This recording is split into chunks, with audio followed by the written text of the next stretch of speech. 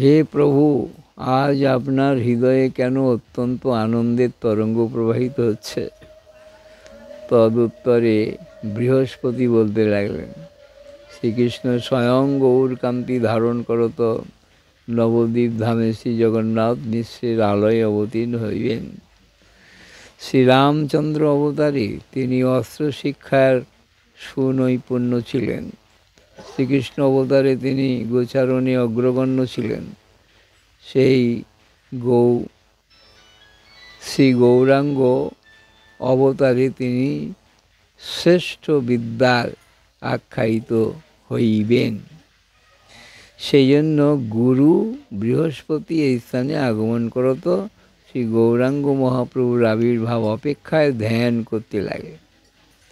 তার ধ্যানে প্রসন্ন হয়ে শ্রী গৌরাঙ্গ মহাপ্রভু আজ্ঞা করলেন, আমি সখাগণের সঙ্গে অতি শীঘ্র প্রকট হচ্ছি, তুমি অশেষ প্রকারে বিদ্যা প্রচার করতে থাকো। এরকম বাক্য শ্রবণ অনুসারে দেবগুরু বৃহস্পতির ভজন প্রভাবে স্থানখানি বিদ্যানগর নামে পরিচিত হয়েছে। এই ক্রীড়া লাগি সর্ব আরাধ্য বৃহস্পতি শিষ্য সঙ্গে নবদ্বীপে হইলা উৎপত্তি। ও হে শ্রীনিবাস, এই বিদ্যানগরে বৃহস্পতি আরাধয়ে শ্রী গৌর সুন্দরে। হইল প্রভুর আজ্ঞা বৃহস্পতি প্রতি, হইব প্রকট শীঘ্র সগণ সংগতি। অশেষ প্রকারে বিদ্যা করহ প্রচার, শনি বৃহস্পতি চিত্তে হর্ষ নিবার। করিলা বিদ্যা আরম্ভ, জয়ীছে কহনে ন যায়, হইলা তৎপর সবে বিদ্যা ব্যবসায়। শ্রীমন মহাপ্রভু সেই স্থানে বিদ্যা অধ্যয়ন করেছিলেন। সেই স্থানখানিতে অদ্যাবধি শ্রীমন মহাপ্রভুর পাড়ায় শ্রী গৌরাঙ্গ মহাপ্রভুর মন্দির এবং মহাপ্রভু যেই স্থানে নিজ হস্তের কলম খানি রোপণ করেছিলেন, সেই স্থানে ৫-৬খানি অপূর্ব বৃক্ষের দর্শন হচ্ছে, যাদের নাম আজ পর্যন্ত কেউ উল্লেখ করতে পারছে না। এই গ্রামের উত্তর দিশায় রাজপুর, রাজাধরপুর এবং চাঁদপুর গ্রাম অবস্থিত। তারপরে এখান থেকে আমরা চলে যাব জহ্নদ্বীপ হয়ে জগাই মাধাই ঘাটে।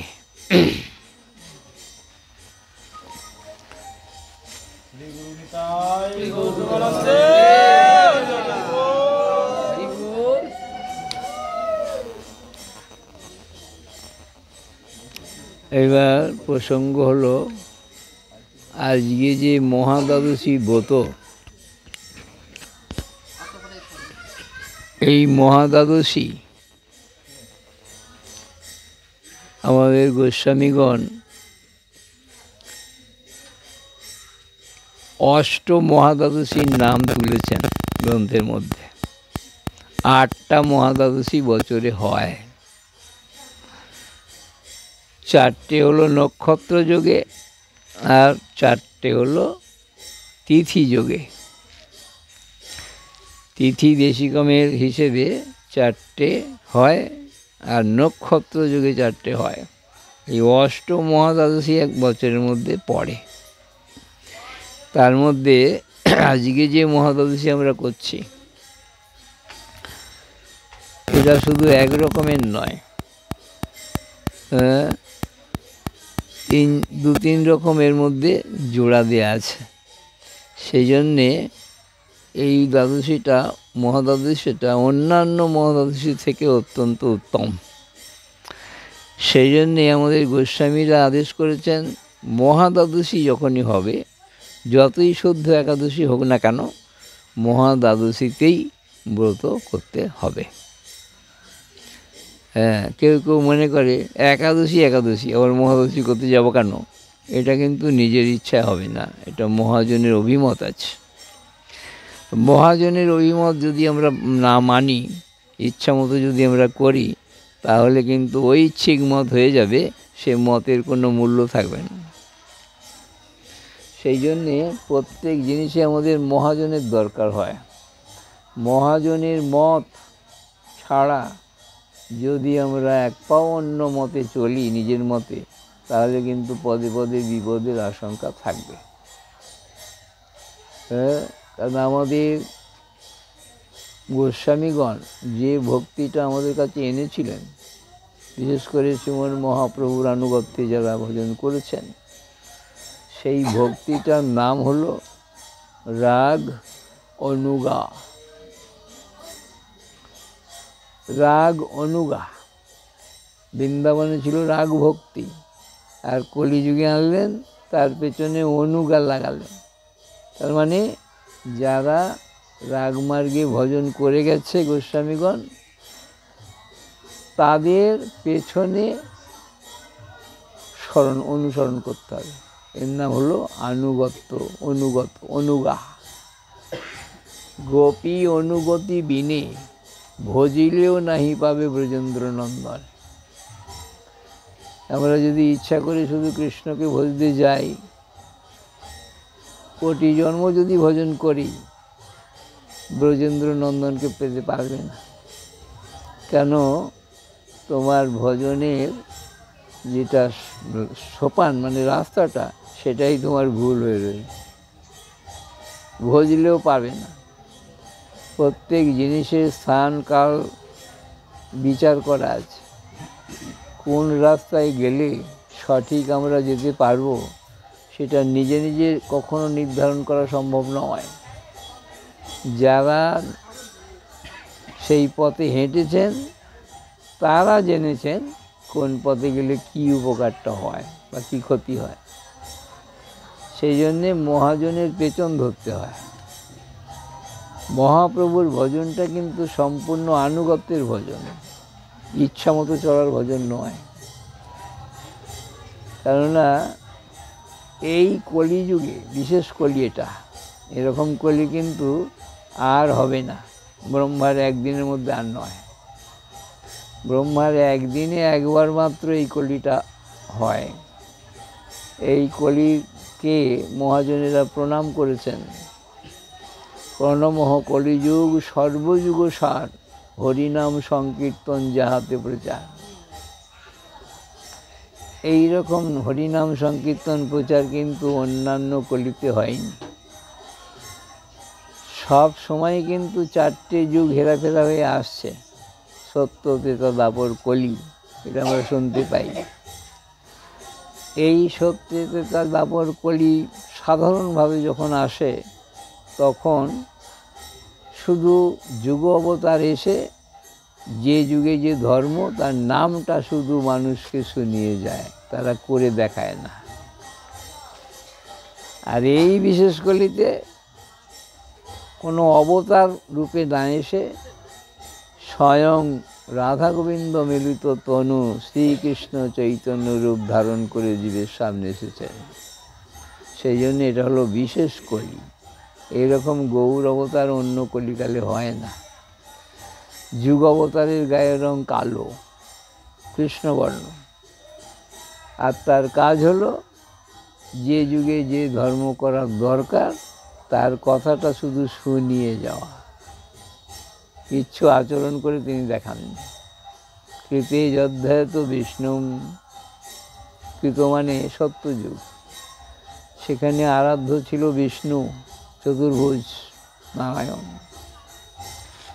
দ্বাপরে ত্রেতায় হলো যজ্ঞ ধর্ম শিক্ষা করার জন্য, শেখানোর জন্য যজ্ঞমূর্তি ধারণ করে আসতেন, সন্ন্যাসমূর্তি, যজ্ঞমূর্তি। তিনি যজ্ঞ ধর্ম শেখাবার জন্যে শুধু আসতেন, বলে যেতেন এইভাবে এইভাবে যজ্ঞ করতে হবে, ত্রেতা যুগ। দ্বাপরে অর্চন ধর্ম, কৃতে যধ্যায়ত বিষ্ণু ত্রেতায়াম জগতমুখই। দ্বাপরে পরিচর্যা, অর্চন, সেই অর্চনটা দেখাবার জন্য, শেখাবার জন্য অবতার আসে। আর কলিতে নাম সংকীর্তন। তাহলে কৃতে যধ্যায়ত বিষ্ণু ত্রেতায়াম জগতমুখই, দ্বাপরে পরিচর্যাম কলৌ তদ হরি কীর্তনাথ। কলিযুগে কেবল কীর্তন দ্বারাই ওই যাগযজ্ঞ বা ধ্যান ধারণা আর অর্চন সবই কিছু পূরণ হয়ে যায় নাম সংকীর্তন। তবে যে আমরা অর্চন করতে দেখতে পাই কলিযুগে, পূজা অর্চন তো হয়, বৈষ্ণবেরাও করে, তাহলে এটা না করলেও তো চলে? হ্যাঁ চলে, সেটাও শাস্ত্রে বলেছেন, এক অঙ্গ সাধে কিবা সাধে বহু অঙ্গ, নিষ্ঠা হইলে বাড়ে প্রেমের তরঙ্গ। হ্যাঁ, শুধু একটা করলেও হবে, আবার নরকম করলেও হবে। নববিধা ভক্তি। অম্বরীশ মহারাজ, যার ভাগবতের নামটা জাজ্জল্যমান, তিনি নববিধা ভক্তি পালন করেছিলেন। আর পরীক্ষিত মহারাজ শুধু শ্রবণ একটা অঙ্গ করলেন। সুখদেব শুধু বললেন, একটা অঙ্গ সাধন, কীর্তন করলেন। তাহলে শ্রবণ কীর্তন একটা একটা অঙ্গ করলেও হবে, আবার নববিধা ভক্তি যদি হয় আরও ভালো হবে। এইরকম পদ্ধতি মহাজনেরা দেখিয়ে গেছেন করে। ঠিক সেই রকমভাবে আমাদের চলতে হবে, তবে ঠিক ঠিক মহাজনের পেছন ধরাটা হলো। হ্যাঁ, নাহলে তাদের পেছন পেছন হাঁটছি বটে, তাদের বাক্য মানব না, ক্রিয়া মুদ্রা স্বীকার করব না, তাহলে পেছন ধরা হলো না, নামমাত্র হলো যে পেছনে আছে, হয় না। নিজের ইচ্ছা মতো চলা ধর্ম কিন্তু নয়, কোনো যুগেই নয়। সব যুগেই একটা লাইন আছে, সব যুগেই মহাজন আছে। যে যুগের যে ধর্ম সেটা তার কাছ থেকে জেনে নিতে হয়েছে। তা বর্তমান কলিযুগে কিন্তু তদ হরি কীর্তনাথ, একমাত্র হরি সংকীর্তনকে যে সম্বল করতে পারবে তার নববিধা ভক্তিও পালন হয়ে যাবে, সঠিক পথটাও সে অনুসন্ধান করবার যোগ্যতা লাভ করতে পারবে।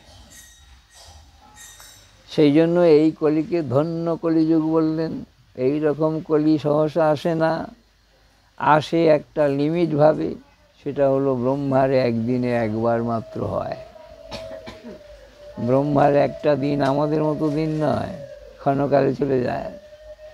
ব্রহ্মার দিনের মাপটাও চরিতামৃতে তুলেছেন।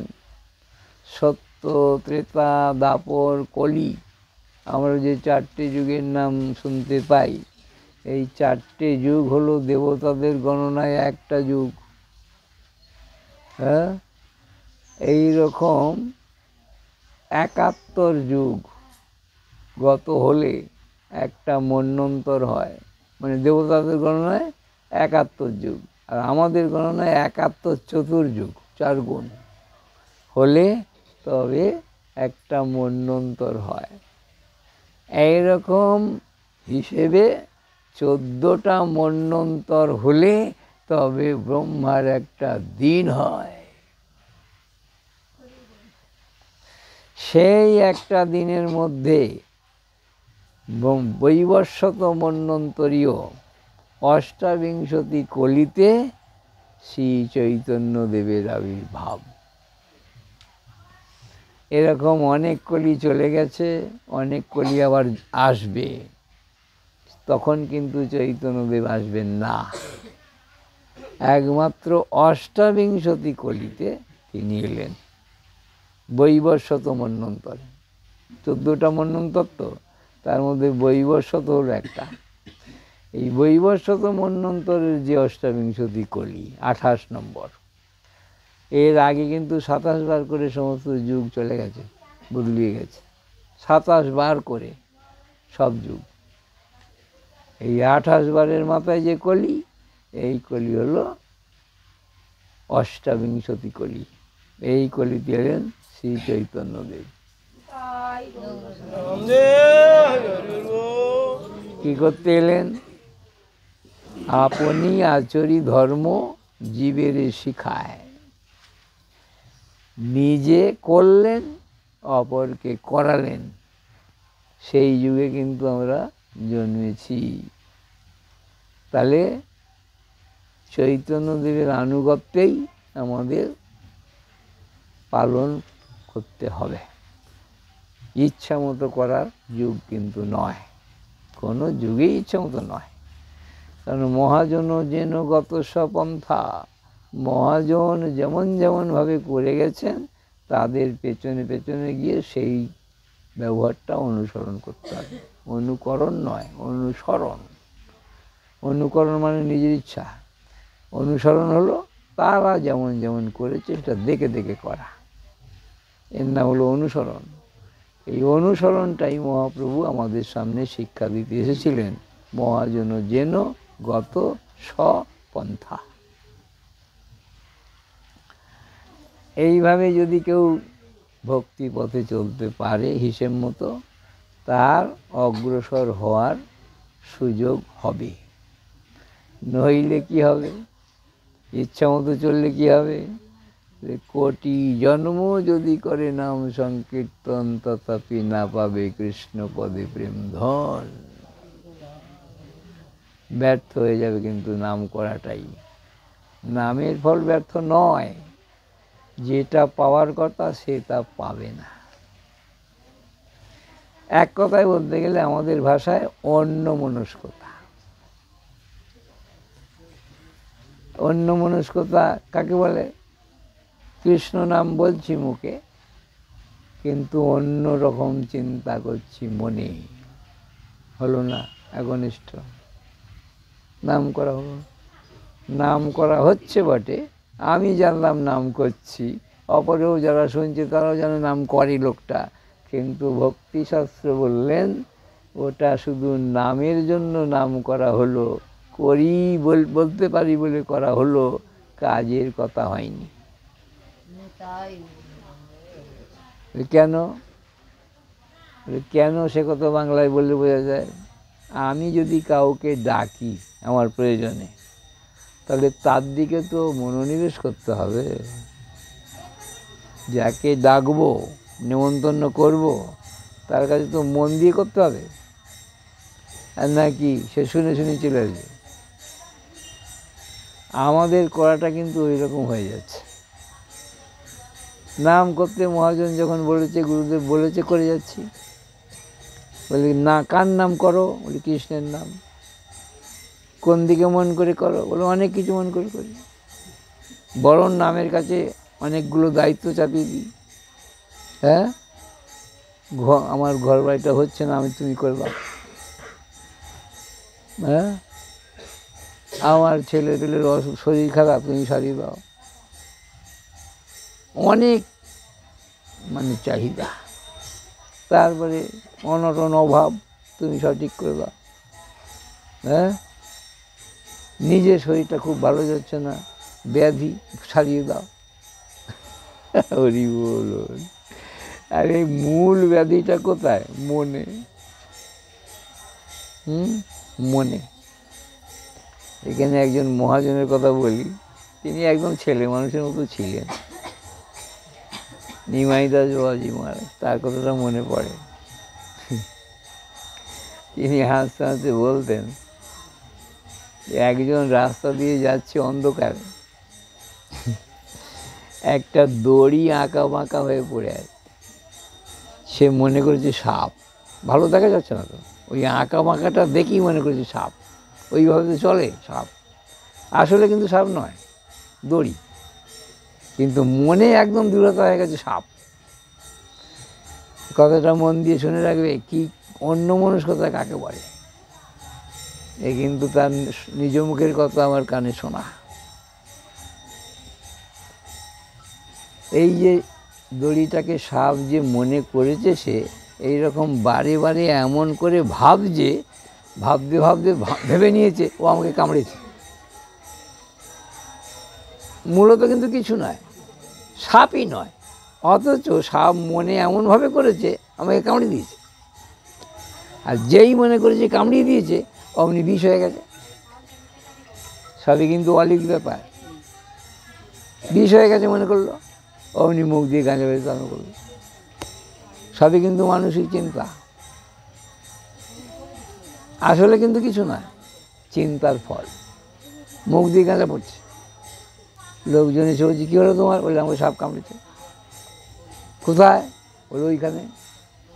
ও চল দেখে আসি কী ব্যাপারটা। বলে সে কি থাকে নাকি এখনো? শুধু কামড় দিয়ে পালিয়ে গেছে। চল না দেখি কী আছে। তো দেখি না, অন্ধকারে কী দেখছি না দেখেছি, অত কাণ্ড হয়ে গেল শরীরের মধ্যে, গেঁজা বন্ধ বেরোচ্ছে মুখ দিয়ে, সাপ কামড়ে দিয়ে। বিশ্বাস এমন জিনিস, এ কিন্তু ভ্রম। তারপরে সবাই ওকে জোর করে দিয়ে নিয়ে বলল কোথা দেখেছিস বল। সবাই লাইট মেরে মেরে দেখলো একটা দড়ি আঁকা বাঁকা হয়ে পড়ে আছে, আসলে সাপই নয়। রাধে রাধে। দেখেছ কীরকম আমাদের অলিক বুদ্ধি, বিশ্বাসে মিলাই বস্তু তর্কে বহুদূর। হ্যাঁ, সাপ মূলত নয়, অথচ কামড় দিল, অথচ মুখ দিয়ে গেঁজা বেরিয়ে গেল, মরণাপন্ন হয়ে গেল। তাহলে মানসিক চিন্তাটা কোথায় গেছে? জগতের চিন্তা নিয়ে যদি এরকম হতে পারে, তাহলে পারমার্থিক চিন্তা যদি সঠিক হয় তাহলে কতখানি হতে পারে। এইসব প্রমাণ দিয়ে তিনি কথা বলতেন। এটা কিন্তু একদম মিথ্যে জিনিস, সেটা ভাবতে ভাবতে যদি এতখানি হতে পারে, সঠিক হয়ে মনে একদম দৃঢ়তা হতে পারে, তাহলে অপ্রাকৃতিক জিনিস ভাবলে কি না হয়।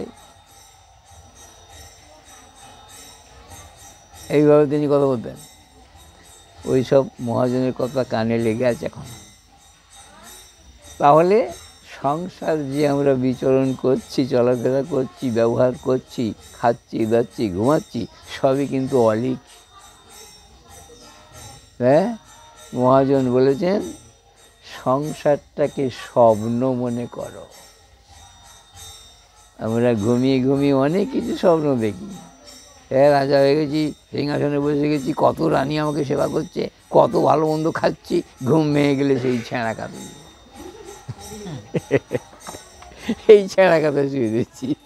তখন মনে হয় দূর, এতক্ষণ যা কিছু দেখছি সবই তো মিথ্যে, ছেঁড়া কাঁথাই তো আমি শুয়ে আছি।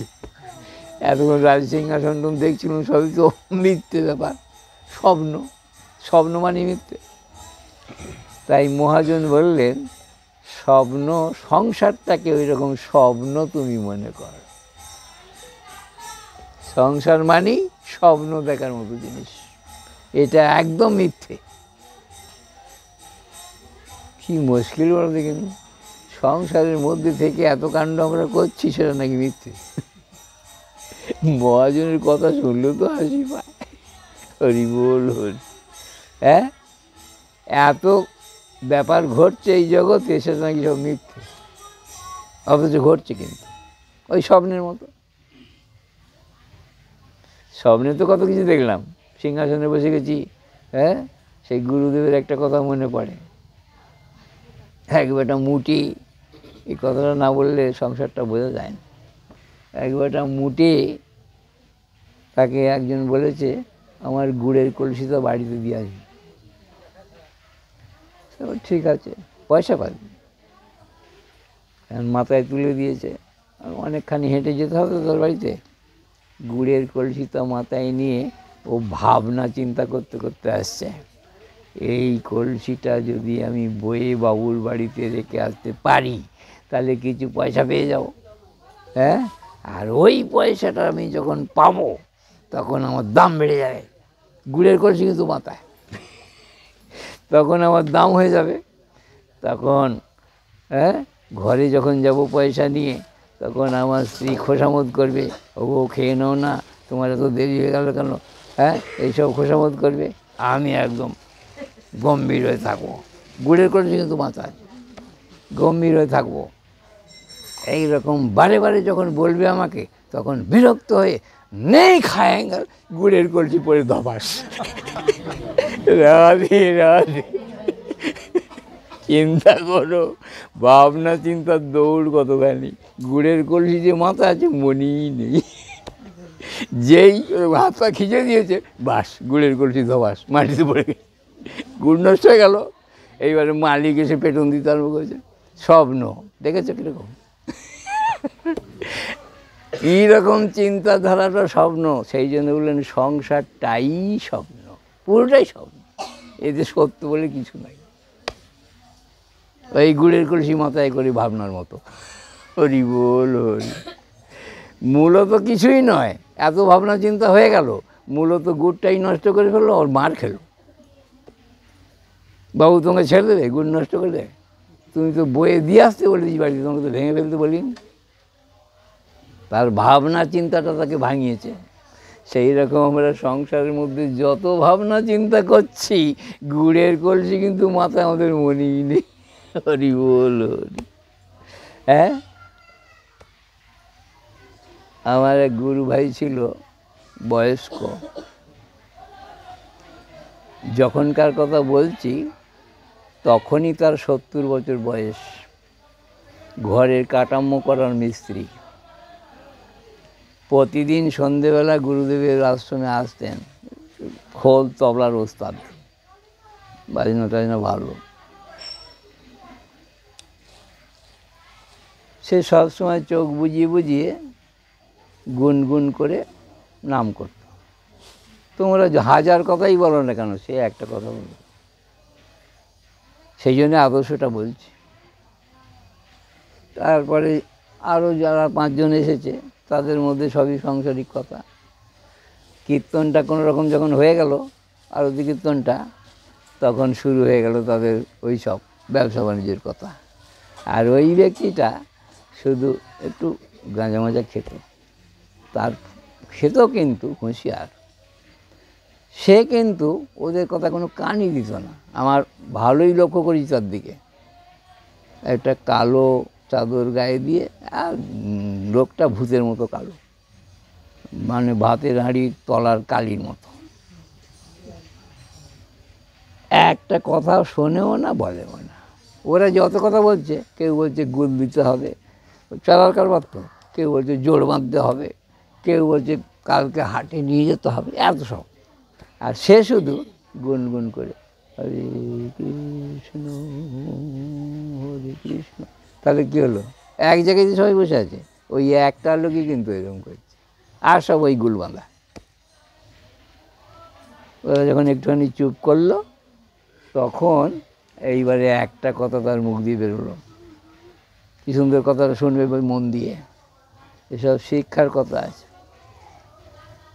হরি বল হরি। জয় রাধেশ্যাম।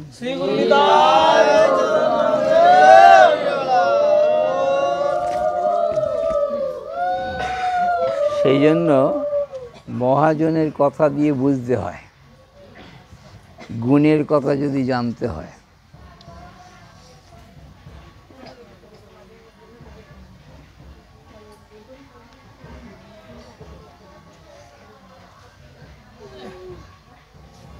ভালো করে দাও, মরার কল করছো না গলা ধরে দিয়ে।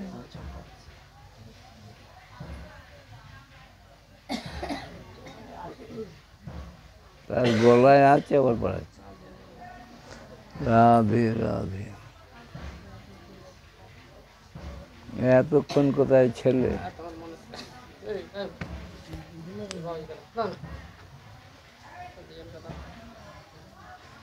কথায় বাঁ দিলে কিন্তু বিপদ।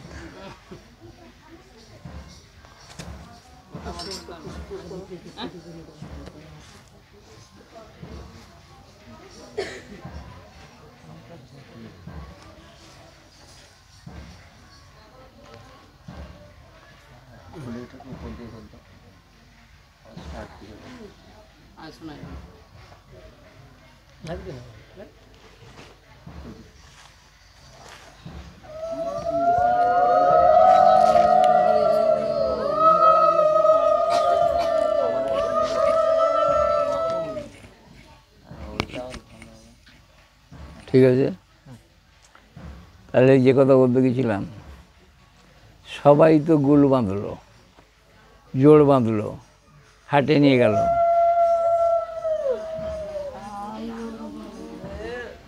উনি কিন্তু সেই গুনগুন করেই যাচ্ছে, কোনো কার কথা কানও, উত্তরও নেই, কানও নেই, কিছু নেই।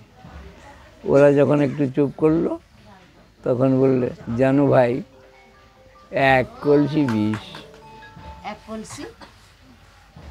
1 কলসি বিষ। এই এতক্ষণে একটা কথা বললো। ওরা তো ঘন্টাখানেক ধরে গল্প করেই যাচ্ছে গুল বাঁধার খবর। ওই ব্যক্তিটা গুনগুন করছিল তখন, যে একটু চুপ করলো ওরা, তখন বলছি জানো ভাই, এক কলসি বিষ, তার মুখে একটুখানি মধু লাগানো হয়।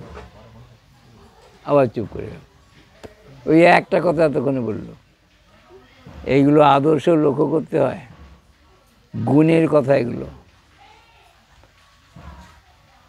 কার্যকর্মে কিন্তু সব এক, ভাষা আলাদা।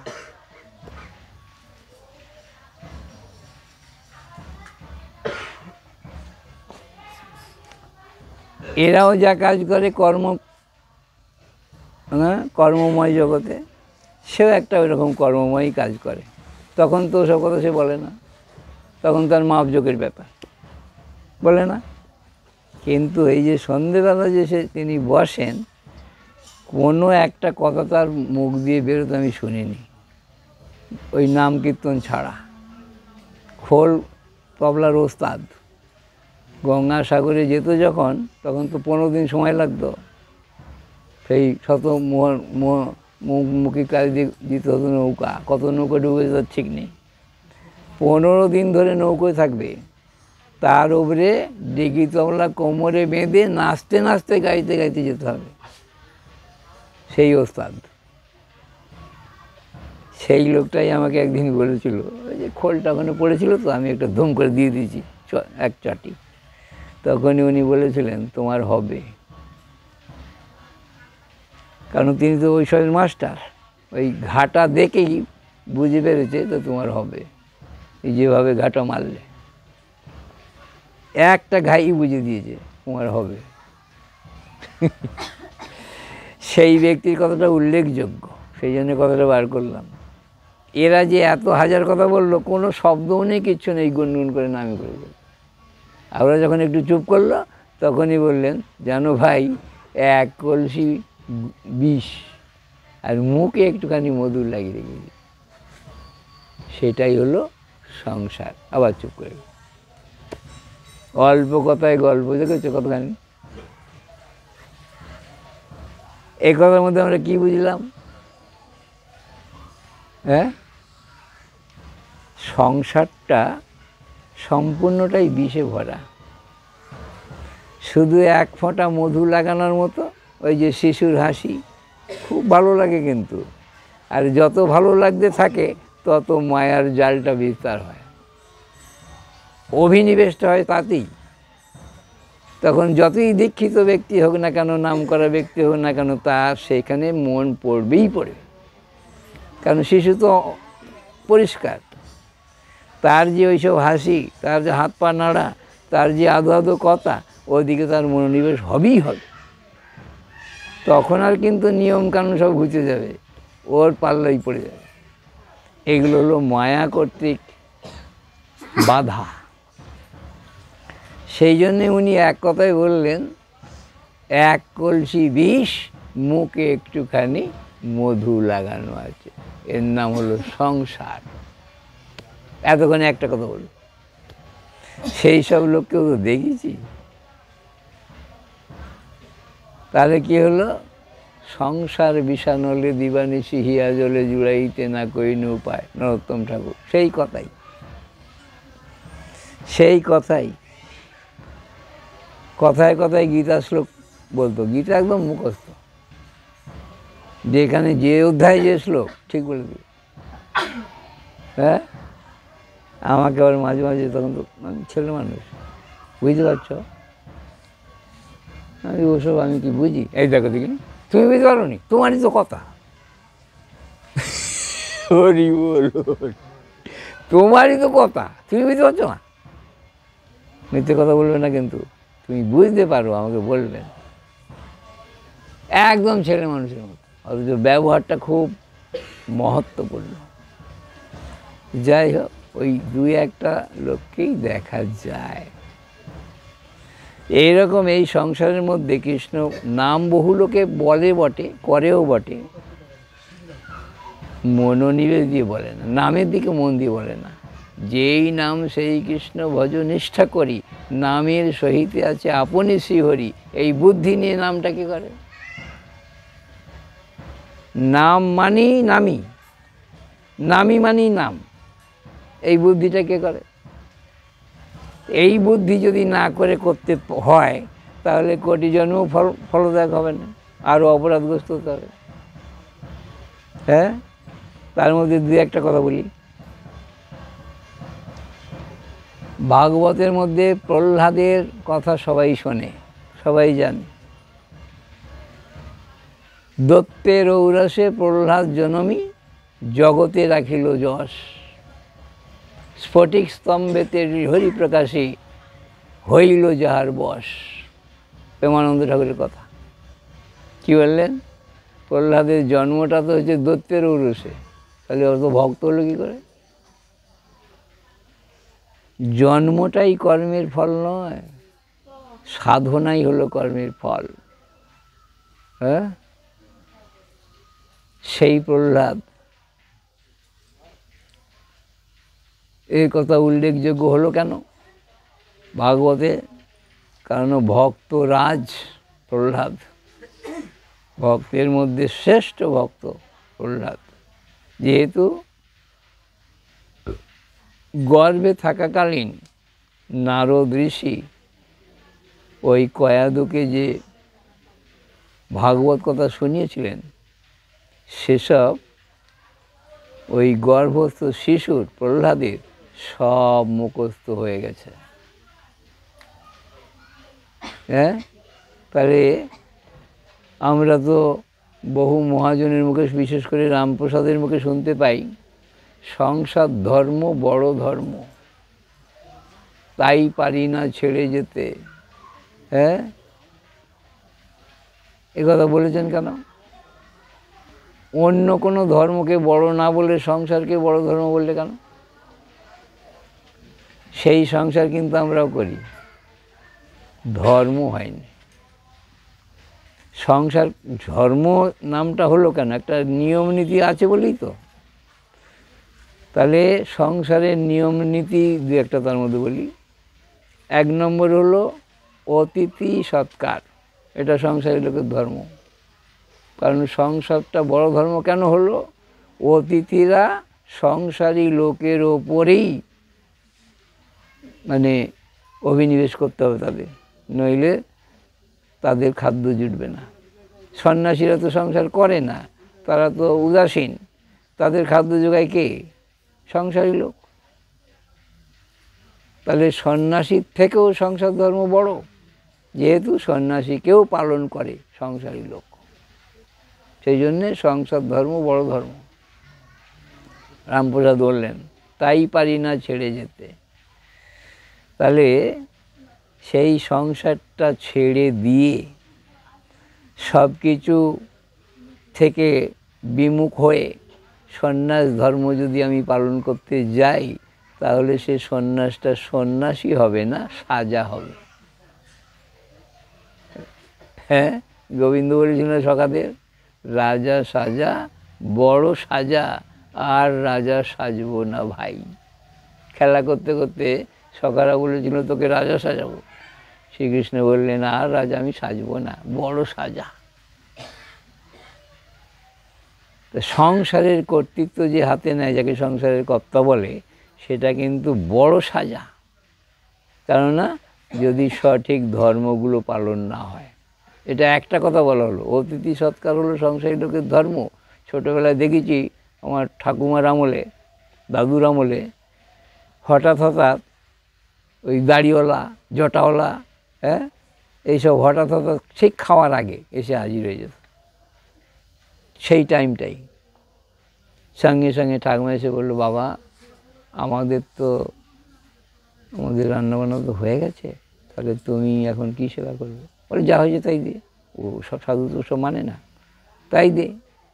তখন ঠাকুমা খুলে খুলে বলছে, আমরা কিন্তু আমিষভোজী, আমরা মাছ চাষ খাই, সেসব তুমি খাবে তো? সাধু যদি বলে হ্যাঁ হবে, ব্যাস সঙ্গে সঙ্গে তার খাওয়াটা দিল। অতিথি সৎকার, এ হলো সংসারের ধর্ম। তখন মনে করলে হবে না যে ওকে খেতে দিলে আমি কি খাবো, তাহলে আর ধর্ম হলো না। এই হলো সংসারী লোকের একটা কাজ। অতিথিকে ফেরানো চলবে না। অতিথি যদি বিমুখ হয়ে যায়, সে সংসারের অমঙ্গল ঘটবেই ঘটবে। হ্যাঁ, 2-4 দিন আমাকে ভিক্ষা করেছিল গুরুদেব করতালবাজি। কত রকমের যে লোক দেখলাম, একটা শিক্ষা আছে ওর মধ্যে। হ্যাঁ, করতালবাজি বাজিয়ে দিলাম, না না না বাজাতে হবে না, বাজাতে হবে না, চলে যাও। কেন? বললে আমরা এখন দিতে পারবো না, তুমি বাজালে আমাদের ঋণ হয়ে যাবে না, তোমাকে বাজাতে হবে না, আমরা দিতেও পারবো না। মিটে গেল। আর একটা বাড়িতে যখন গিয়ে বাজালাম ধমাস করে, তখন বলে দিল, তুমি জানো না রবিবার দিন আসতে হয়, এখন হবে না।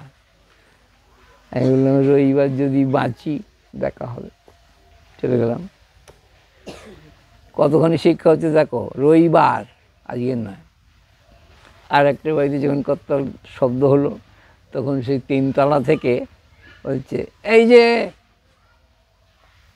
যে একটা পয়সা ফেলে দিচ্ছি, তুমি গুড়িয়ে নাও।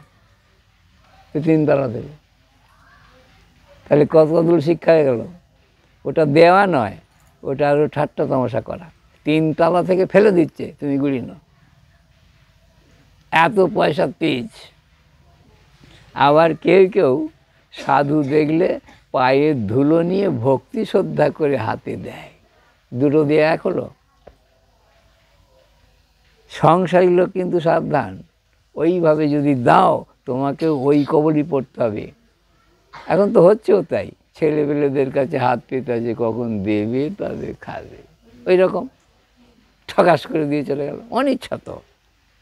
ভালোবেসে দেওয়া, দেওয়া দুটোই কিন্তু, ভালোবেসে দেওয়া আর ঘৃণা করে দেওয়া এক হলো। এই সব বিচার বুদ্ধি যদি সংসারের লোকে না থাকে, তাহলে অবশ্যই অমঙ্গল ঘটবেই ঘটবে। আর ঘটছেও তাই। হ্যাঁ, ঘটছেও তাই। কথায় কথায় অনেক সাধুরা বলে, বা এমনি লোকও বলে, তোর মা বাপকে খেতে দিলেনি, তুই হরি হরি করে ঘুরে বেড়াচ্ছিস, ভগবান তোর প্রতি সন্তুষ্ট হবে? কথাটা কি মিথ্যে কথা হলো? মা বাপকে দেখতে পারেনি, খেতে দেয়নি, অথচ ভগবানকে ডাকতে উল্লাস। কী করে হলো? ভক্তিশাস্ত্র বলেছে বাপ মা তো গুরুজন বটেই বটে, তাদের কথা তো অবশ্যই। প্রত্যেক জীবকে সম্মান দিতে বলেছে কৃষ্ণ অধিষ্ঠান জেনে। ভক্তিশাস্ত্রের কথা, জীবে সম্মান দিবে জানি কৃষ্ণ অধিষ্ঠান। জীব মানে কৃমিকীট থেকে আরম্ভ করে ব্রহ্মা পর্যন্ত সবাই তো জীব, নিজেও জীব। তাহলে প্রত্যেক জীবকে সম্মান দেওয়া মানে কৃমিকীট থেকে আরম্ভ করে ব্রহ্মাকে পর্যন্ত একরকম সম্মান দিতে হবে। কুকুরকে যদি আমি কুকুর মনে করে লাথি মারি, হ্যাঁ, আর একটা উপকার যার কাছে পাবো সেই জীবকে যদি যত্ন করি, তাহলে জীবের সম্মান হলো? কি মুশকিল বলো দেখিনি, রাস্তা চলাই বিপদ হয়ে গেছে এখন। ওই জন্য আমি ভাগবত শুনতেই যাইনি। ওসব কি আমরা পারবো নাকি? শুধু ওই কথাই বলবি, বিরক্ত লেগে গেছে। ভাগবত শুনতে গেছি, তুমি কৃষ্ণের কথা বলো, তুমি এসব কাণ্ড কী সব বলছো আমাকে। ওই জন্য আমার বিরক্ত হয়ে গেছে, আর যাইনি। তা তুমি যদি চলাফেরা না শিখতে পারলে ভাগবত কথা শুনে লাভটা কী হলো? আগে তো রীতিনীতি জানতে হবে তোমাকে, তবে সে কৃষ্ণ নামটা তোমার শ্রদ্ধা ভক্তিটা ঠিক হবে। তা যদি নয়, কুকুরকে কুকুর মনে করে লাথি মেরে দিলে, তার মধ্যেও কৃষ্ণ আছে কিন্তু। হ্যাঁ, একটা ছাগলকে তুমি ঘৃণা করে তাকে একটা লাঠির বাড়ি মেরে দিলে, শ্রদ্ধা করা হলো? তার মধ্যে কিন্তু কৃষ্ণ আছে। কৃষ্ণ নেই এমন কোনো জায়গায় নেই। সে কথা তো প্রহ্লাদের বাপ প্রহ্লাদকে প্রশ্ন করেছিল 1 বছর লেখাপড়ার পর। খুব আদর করে কোলে বসেছিলেন, ষণ্ডমার্ক সামনে দাঁড়িয়ে, মাস্টারমশাই ষাঁড়ার বাঁদর শিক্ষা দিয়েছে। কি শিক্ষা দিয়েছে? জাগতিক বিষয়। প্রহ্লাদকে প্রশ্ন করলো যখন কোলে বসিয়ে, যে প্রহ্লাদ 1 বছরের মধ্যে তুমি অনেক কিছু শিখেছো ওদের কাছে, মাস্টারমশাইয়ের কাছে, আর তার মধ্যে যেটা সব থেকে ভালো লেগেছে তোমার, সেটা আমাকে বলো। প্রহ্লাদ কি বলেছিলেন? পিতা, ষণ্ডামার্ক আমাকে কি শিক্ষা দেবে ওরা নিজেই জানে না। আমার শিক্ষক হলো নারদ মুনি। আমি মায়ের গর্ভে থেকে সব তার মুখে শুনে শিখে নিয়েছি। তার মধ্যে সর্বশ্রেষ্ঠ হলো শ্রবণ কীর্তনাদি যে নববিধা ভক্তি, সেই নববিধা ভক্তি আগে শ্রীকৃষ্ণকে অর্পণ করে কেউ যদি নববিধা ভক্তি পালন করে, সেটাই আমি শ্রেষ্ঠ বিদ্যা মনে করি।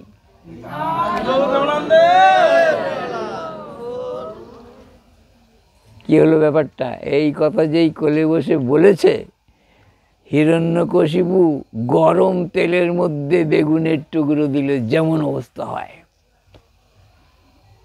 বলে না, তেলের বেগুনে জ্বলে উঠল। সঙ্গে সঙ্গে বিষ হাত দূরে ছুঁড়ে ফেলে দিল প্রহ্লাদকে, আর শুধু হুঙ্কার দিয়ে বলে দিলেন, এইবারের মতো তোকে ক্ষমা করলাম, আর 1 বছর আমি দেখব এই কথা যদি আবার শুনি তোর মুখে, তখন আলাদা ব্যবস্থা করা আছে, জেনে রাখিস। ষণ্ডামার্গ কাঁদছে, আমাদের বুঝি গদ্দাম যায়, আমরা তো কথা জানিনি। তারা কাঁদছে ভয়ে, আমাদের বুঝি গদ্দাম যায়, এবারে তোমরা এমন শিক্ষা দিয়েছ আমার ছেলেকে।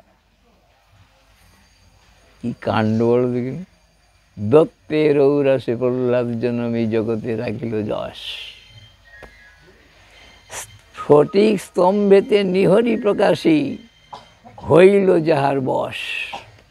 নৃসিংহদেব আবির্ভূত হলো প্রহ্লাদের জন্যে, হ্যাঁ, কৃপা দেখাবার জন্য, আর হিরণ্যকশিপুকে ধ্বংস করার জন্য।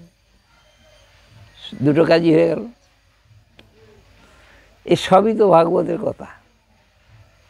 এসব কথা যার মুখ দিয়ে বেরোয়, সে কি করে আবার লাভ পূজা প্রতিষ্ঠা চায়, কোন হিসেবে? তাহলে ভাগবত মূলত বোঝা হয়নি বলে তাই লাভ পূজা প্রতিষ্ঠার ধান্দায় ঘুরে নেয়। হ্যাঁ, সেই জন্য শাস্ত্রে বললেন, কপট বৈষ্ণব বেশে ভূমিয়া বেড়াই দেশে দেশে। কোনো বৈষ্ণবতাই নেই, অথচ সেজে গুজে ঘুরে বেড়াচ্ছি লোককে ঠকাবার জন্য। ঠক সেজে করে ঠাকুর পুজো, ঠকিয়ে নেবার তার। এটা কথাটা মনে পড়ে আমার। হ্যাঁ, নিজে তো ঠক, অপরকে সাধুগিরি দেখিয়ে ঠকিয়ে টাকা পয়সা বাড়িয়ে নিচ্ছে। হ্যাঁ, নইলে বাপ মার ছাদ্যই বলো বা কোনো একটা কার্যক্ষেত্রেই বলো, ওই রকম 10 হাত ফর্দটা হয় কেন? অথচ হরের নাম ওইব কেবলম, 10 হাত ফর্দ হয়ে গেল, তার পেছনে কিন্তু আছে গোপনে হরের নাম ওইব কেবলম। এত যে টিনের ঘি শেষ হয়ে গেল পোড়াতে পোড়াতে, এত কুলকাট বেলকাট গাড়ি গাড়ি শেষ হয়ে গেল, সব কিছু হয়ে গেল, কত উচ্চারণ হয়ে গেল, কত কিছু সংকল্প হয়ে গেল, কত কাণ্ড কারখানা হয়ে গেল, শেষে কিন্তু সেটা আবার ফিস ফিস করে বলে হরে কৃষ্ণ কৃষ্ণ কৃষ্ণ হরে হরে, হরে রাম রাম রাম হরে। কোনো যজমান আবার চালাক আছে তো, ওই ঠাকুরমশাই কী বলছো ফিস ফিস করে, বলে এইটা না বললে হবে না। হরি বল হরি, রাধে রাধে। তাহলে এত ভরসে ঘি দিলে আমার লাভটা কী হলো? তাহলে প্রথম থেকে হরে কৃষ্ণ বললেই তো হতো। বলে সে বিশ্বাস তোমার হলে তো, ওই জন্য এত খড় আমাকে পোড়াতে হলো। রাধে রাধে, কি কাণ্ড দেখেছ? হ্যাঁ, বিশ্বাস জোগাবার জন্য এত কাঠখড় আমাকে পোড়াতে হলো। তোমাদের তো নামে বিশ্বাস নেই, কিন্তু নাম ছাড়া ছেঁদাই বন্ধ হবে না, শত ফুটো, কোনো কাজের নয়।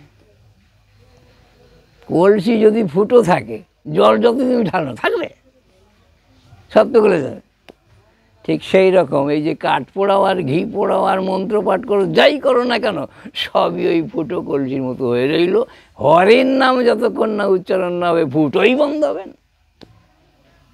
এলো কর্মকাণ্ড, জ্ঞানকাণ্ড, সকলই বিষের ভাণ্ড। হরি বল হরি। এইসব কথা তো বহু মহাজনেরা চিৎকার করে করে বলে গেছে, এখনও বলছে, কিন্তু স্বীকার করে কে? সত্য করে বললেন, কলিযুগে হরিনাম ছাড়া গতি নাই নাই নাই। এত তিসত্ব করার পরেও বর্তমানকালে দেখা যাচ্ছে হরিনাম বাতিল হয়ে ওই কুলকাট বেলকাট নিয়ে কাণ্ড কারখানার হয়ে গেছে।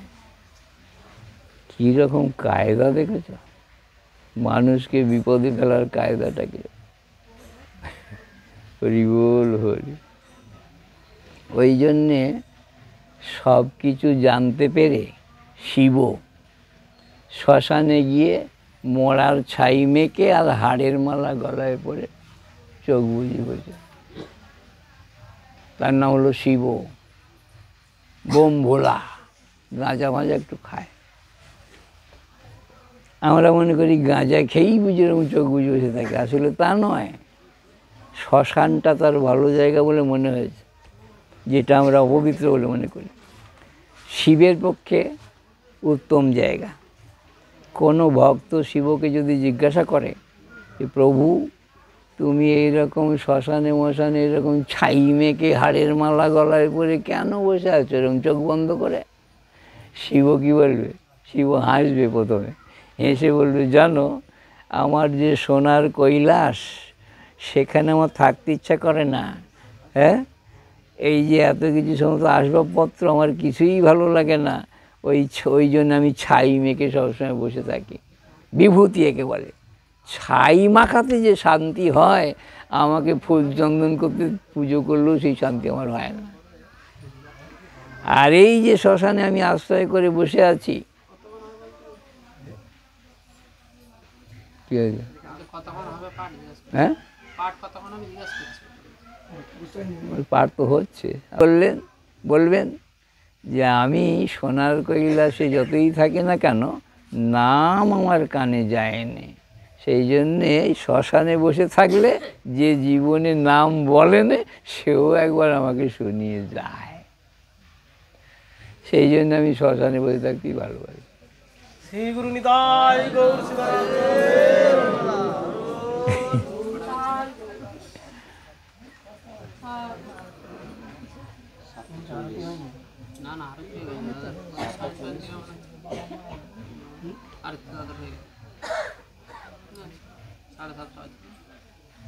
হয়ে গেছে।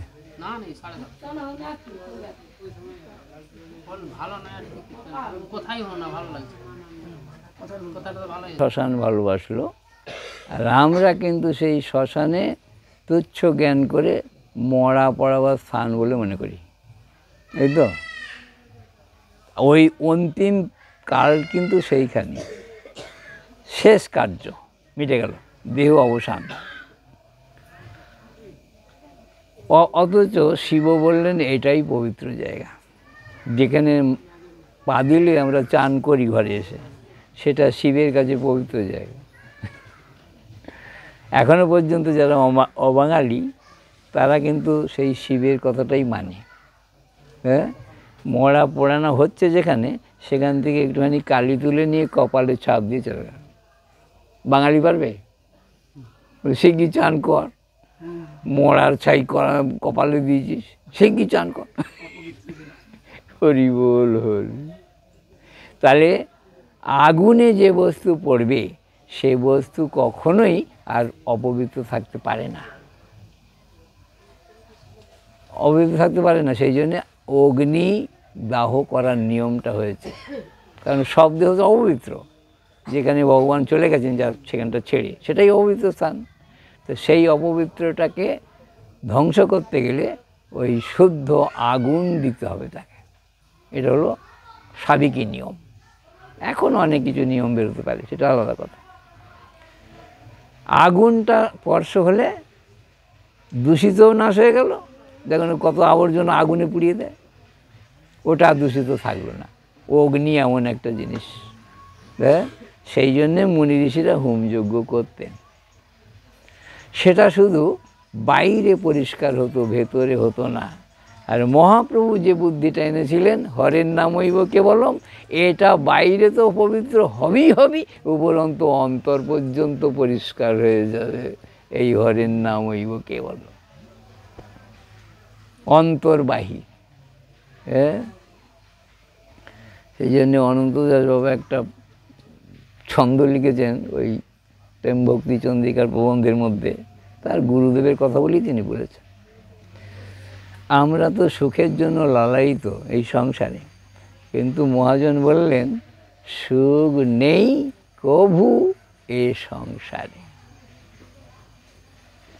কভু মানে কোনো দিনই নেই। কথাটা কি সুন্দর দেখো, সুখ নেই কভু, কখনোই না এ সংসারে, তবে সুখ আছে, সেটা মায়ার ওপারে। তোমরা সুখ বলে দেখো যারে, সে তোমায় দুঃখ দেওয়ারই তরে। রয়েছে সুখের আকার ধরে, তোমার সর্ব আত্মা গিলবার তরে। কথাগুলো বুঝি, প্রত্যেক কথা এখন সাংঘাতিক কথা। তাহলে কী হলো, সুখ নেই কভু এ সংসারে, কখনোই নেই। সুখ আছে মায়ার ওপারে, সুখ বলে দেখো যারে, সে তোমাকে দুঃখ দেওয়ার তরে। রয়েছে সুখের আকার ধরে, তোমার সর্ব আত্মা গিলবার তরে। হ্যাঁ, যদি কেউ সাপিনীরে পুষ্পমালা বলি পরে, সর্ব অঙ্গ বিষে যারে, কে তারে বাঁচাতে পারে।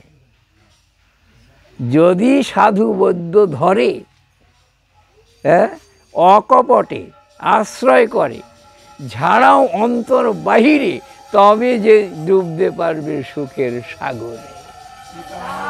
রাধে রাধে।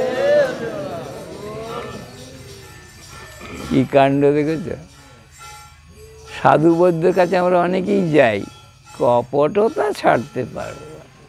সাধুর কাছে কেউ মিথ্যে কথা বলতে থাকি, যে সাধু বাবা আমার যদি মামলাটা জয় হয়ে যায়, তাহলে তাকে মিথ্যে কথা বলতেই হয়, নাহলে জয় করা যাচ্ছে না।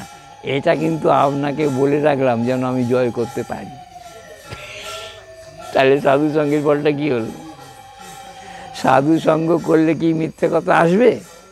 কিন্তু তার উদ্দেশ্য নিয়েই গেছে যে আমি জয় যেভাবেই হোক করব, মিথ্যে কথাই হোক আর যাই হোক, আপনি আশীর্বাদ করবেন যেন জয় হতে পারি। কি কাণ্ড বড় দেখিনি, সাধু সঙ্গ করি বল লাভটা কি? মিথ্যে কথা ঠিক থাকবে, অথচ আপনার করুণাও হবে। এমন চালাক হয়ে গেছি কলিযুগের জীবেরা।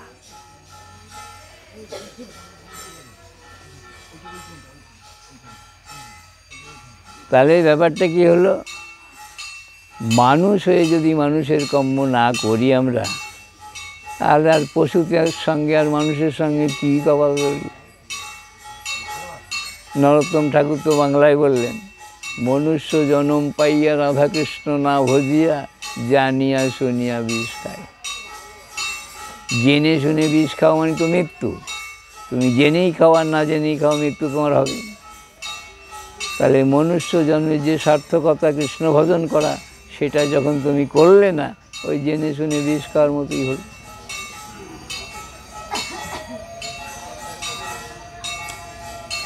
মহাপ্রভু তো সহজ করে সাধারণভাবে প্রথমে বলেছিলেন, খাইতে সইতে যথা তথা নাম লয়, দেশকাল কোনো নিয়ম নাই সর্বসিদ্ধি হয় বলেছিলেন। তাহলে কোনো নিয়মের কথা বললেন না, শুধু বললেই হবে মুখে যে কোনো অবস্থা। শুধু একটা জায়গায় কঠিনভাবে বলেছেন, যেটা না করলে পাবে না, সেটা কেবল ওই দুজনের কাছেই বলেছে, আর কাউকে বলেনি।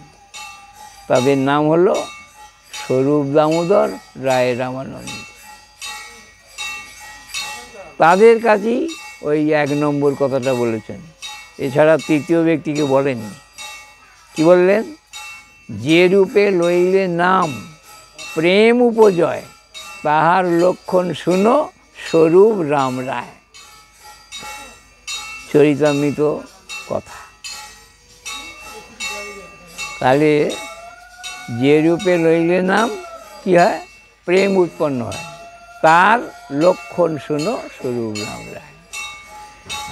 নাম এমনি করলে অনেক কিছু উপকার হবে, কিন্তু প্রেম পাবে না, আসল ফলটা পাবেন।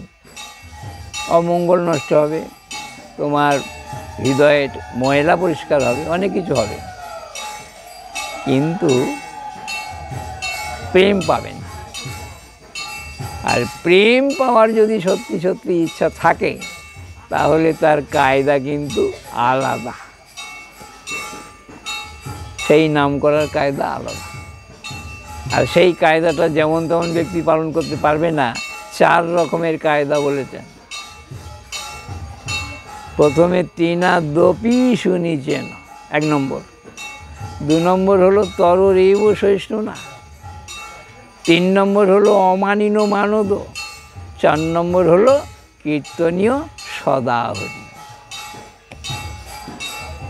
এই 4 রকমের পদ্ধতিতে যে হরিনাম গ্রহণ করতে পারবে, তার প্রেম লাভ হওয়ার সম্ভাবনা হবে।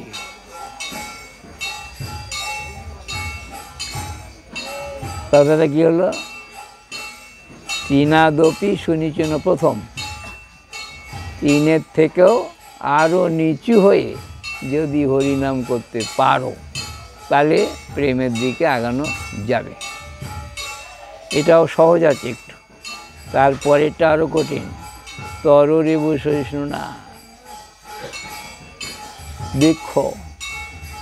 বৃক্ষ মতো সহিষ্ণুতা। বৃক্ষের ডাল কেটে ফেলে, কিছু বলে? চুপচাপ, কোনো আপত্তি নেই, বলা নেই। পাতা ছিঁড়ছে, ফুল ছিঁড়ছে, কিছু বলে না। হ্যাঁ, অথচ ফল ফুল জোগাচ্ছে আমাদের জন্য। অত উপকার পাওয়া সত্ত্বেও তাকে কেটে ফেলছে, কিচ্ছু করে না, চুপ। আর গোড়া থেকেও কেউ কেটে দিচ্ছে, তাও চুপ। ঠিক সেই রকম সাধু ব্যক্তি উপকার ছাড়া অপকার কারোর করবে না, তবে সাধু হবে।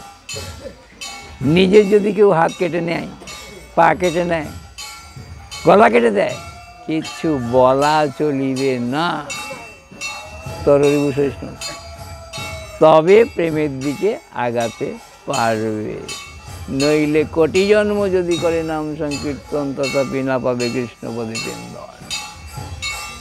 2 নম্বর। 3 নম্বর কি বললেন? অমানিন মানদ। একটু আগে যে কথা বলা হলো, শিয়াল কুত্তাকে আমরা মান দিই, সম্মান করিনি, কিন্তু শাস্ত্রে বললেন জানি কৃষ্ণ অধিষ্ঠান। তুমি তাকে সম্মান করছো না, দেহটাকে নয়, কৃষ্ণ আছে মনে করে। তাহলে কৃষ্ণ যদি হৃদয়ের পশুর হৃদয়ে থাকে, তাহলে পশুর হৃদয়টা তো সিংহাসন হয়ে গেল, তাহলে অবজ্ঞা করছো কী করে? শ্রীকৃষ্ণ যেখানে বসে আছেন সেটা তো সিংহাসন, তাহলে পশুর দেহটা, তাকে অবজ্ঞা করছে কী করে? তাহলে কী করে কৃষ্ণ ভজন করছো বলে বলো তুমি? আশ্চর্য ব্যাপার সব। মহাপ্রভু নাকি সহজ করে দিয়ে গেছে আমাদের সামনে, অত্যন্ত কঠিন। আর কীর্তনীয় সদা হরি, কোনো সময় যেন মুখ থেকে নাম সংকীর্তন বন্ধ না হয়। আমরা মনে করি করছি তো, কি যে করছি নিজেই জানি। এইসব মহাজনেরা আমাদের শিক্ষা দিয়েছেন, আমাদের বিশেষ করে মানুষের প্রতি। মানুষের মনুষ্যত্ব ওইগুলোই হবে যদি এই আইন অনুযায়ী চলতে কেউ পারে। তা নইলে কপট হয়ে গেল। আর কাপড়টে কখনো উত্তম গতি হওয়ার আর সম্ভাবনা থাকবে না।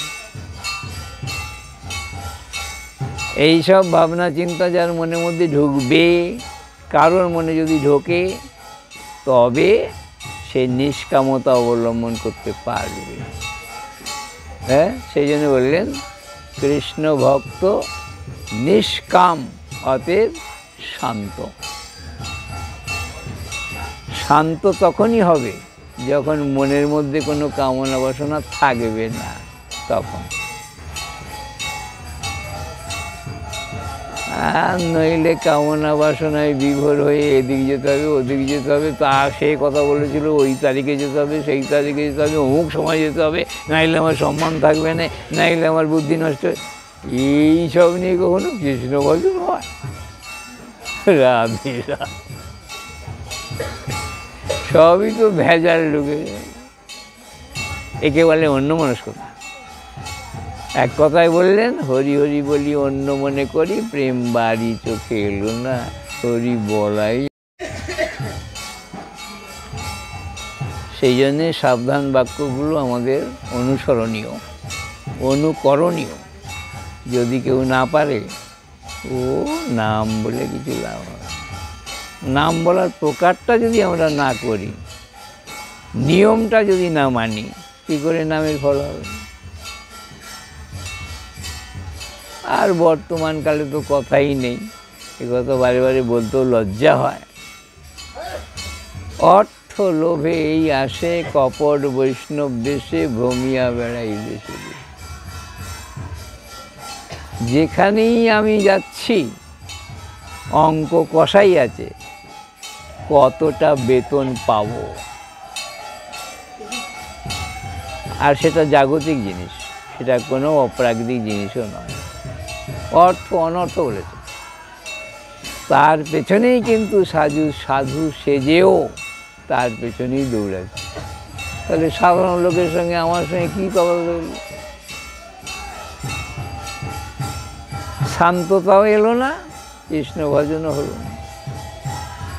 কৃষ্ণ ভক্তের চেহারা কিন্তু শান্ত, কোনো উদ্বেগ তার মধ্যে নেই, তবেই কৃষ্ণ ভজনটা সম্ভব। তা আমরা যদি হাজারটা চিন্তা নিয়ে নাম করি, শুধু হিসেব করি কত টাকা দেবে, তাহলে কী করে কৃষ্ণ ভজন করছি বলে বলি? মিথ্যে কথা হয়ে গেল না? তুমি তো অর্থ উপায় করছো, কিসের কৃষ্ণ ভজন এটা? আমরা মনে করি এত বড় বড় মালা যখন গলায় আছে, হ্যাঁ, এত বড় বড় জটা যখন হয়েছে মাথায়, নিশ্চয়ই বড় সাধুই হবে। মনে করলেই হয়ে গেল? কর্মে পরিচয়। এই যেখান থেকে এলাম অপরাধ বনে, ওই বাবাজি মশাই বললেন দু একটা কথা, খুবই ভালো লাগলো। প্রথমেই শুনলাম, আমি গুরু হতে চাই না। কেউ বলল, আপনি দু একটা শিষ্য মন্ত্র দেন তো? না,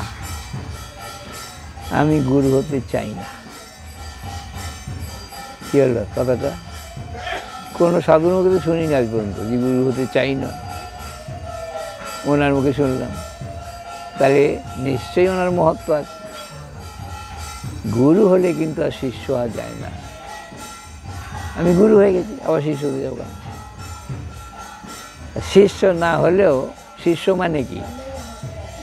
গুরু কর্তৃক কামনা বাসনা যার মানে পরিষ্কার হয়েছে, শোষণ হয়েছে, তাকে বলে শিষ্য। হ্যাঁ, আর গুরু কাকে বলে? শিষ্যের কামনা বাসনা শোষণ করার শক্তি যার আছে, তার নাম হবে গুরু।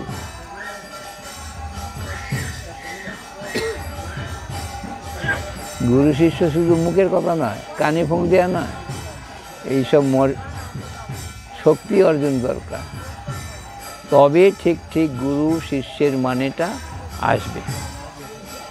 মন্ত্র অনেকে মুখস্থ করে দিতে পারে, কিন্তু নিজের গুরুত্ব নেই। কী হবে? কীটা হবে? শিষ্যের মঙ্গল হবে না তোমার দেয়াটা সার্থক হবে? কোনোটাই হবে। আপনি আচরি ধর্ম জীবের শিখায়, এই তো সিদ্ধান্ত গীতা ভাগবতে গায়। সেটা যখন নয়, তোমার শিক্ষাই বা কার্যকরী হবে কেন? হ্যাঁ, কী কার্যকরী হবে? সেই জন্যে বললেন লোভী গুরু কামী চেলা উভয়ই নরকে গেলা। গুরুরও রেহাই নেই, শিষ্যের রেহাই, দুজনকেই নরকে যেতে হবে। সেই জন্য সে কবিওয়ালার কথাটা বারে বারে বলি যে গুরুদেব শিষ্যদের কাছ থেকে এরকম আদায় করে করে সংসার চালিয়েছে সারা জীবন, কৃষ্ণ সেবার নাম করে। কৃষ্ণ সেবার তো গন্ধই নেই, সংসার চালু। আর শিষ্যরা সেই শোষণ কার্যে সহায়তা করে, তাহলে দুজনেই অপরাধ হল।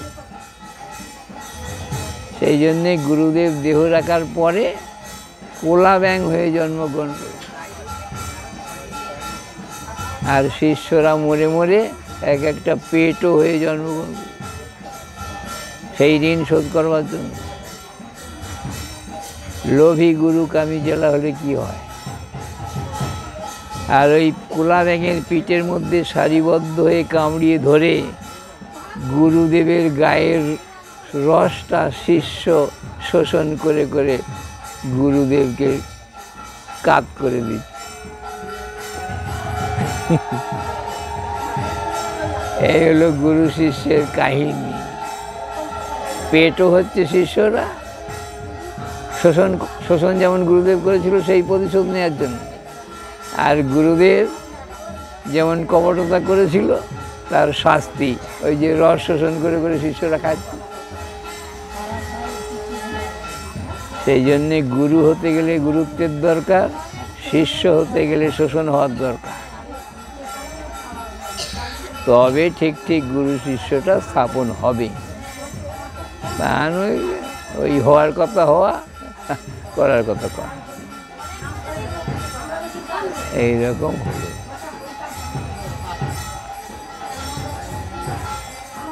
তাহলে এই পর্যন্ত থাক, সবাই নিদ্রা এসে গেছে কিন্তু।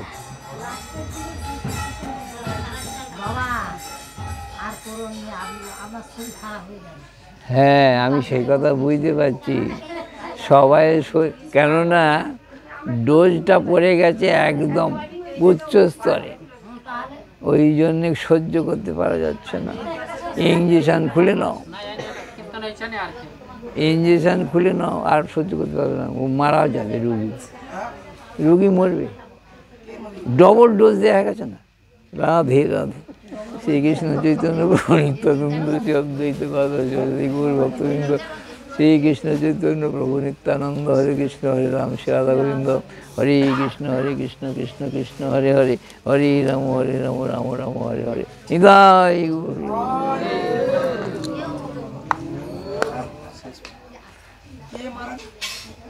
তোমার ঘরের লোক কি বলছে? বলছে বাবা তুমি শিগগির বন্ধ করো, আমার কিন্তু অশান্তি হয়ে যাচ্ছে, শরীরে উদ্বেগ হয়ে যাচ্ছে।